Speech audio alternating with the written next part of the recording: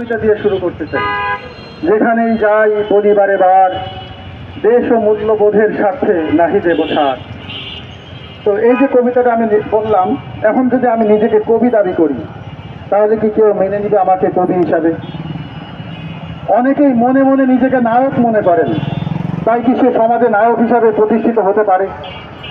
অনেকেই নিজেকে মনে মনে রোনাল্ডো মেসি কল্পনা করে বিশ্বকাপ জয়ী তারকা হতে চায়, তাই গিয়ে তাকে বিশ্বকাপ জয়ী তারকার খেতাবে ভূষিত করবে। অনেকেই তো তার মনের বাসনাকে লালন করে সে মনে মনে অনেক কিছুই চিন্তা করে, কিন্তু এই পৃথিবী, এই সমাজ, এই সভ্যতা তার মনের বাসনা বা কামনাকে কখনোই সামাজিক অধিকার হিসাবে প্রতিষ্ঠা করতে চায় না। কিন্তু দুঃখের বিষয়, সার্কাসের বিষয় কি জানেন?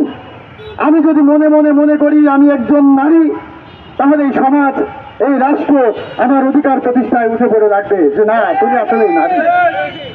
তোমার পুরুষের যে অবয়ব, যে কাঠামো, যে শরীর, এর মধ্যে নারী লুকিয়ে আছে। তুমি নিজেকে নারী মনে করেছো, অবশ্যই তুমি নারী। এটা প্রতিষ্ঠা করতে হবে, এই সমাজকে, এই রাষ্ট্রকে প্রতিষ্ঠা করতে হবে। এটাই মানবাধিকার, এটাই ডেমোক্রেসি। ভাই, এগুলো সব হিপোক্রেসি। আমরা বলতে চাই যে এই দুজন শিক্ষক এদেশের সমাজকে, এদেশের রাষ্ট্রকে, এদেশের মানুষকে মূল্যবোধের প্রশ্নে আপোষহীন থেকে বিদেশি আগ্রাসনের বিরুদ্ধে লড়াই করে ইমান বাঁচিয়ে মৃত্যুর দিকে একটি সভ্য সমাজের জন্য সবাইকে ঐক্যবদ্ধ করছে, তাদের বিরুদ্ধে একটি পক্ষ উঠে পড়ে লেগেছে। আমরা দেখতে পাচ্ছি এই পক্ষটি কারা?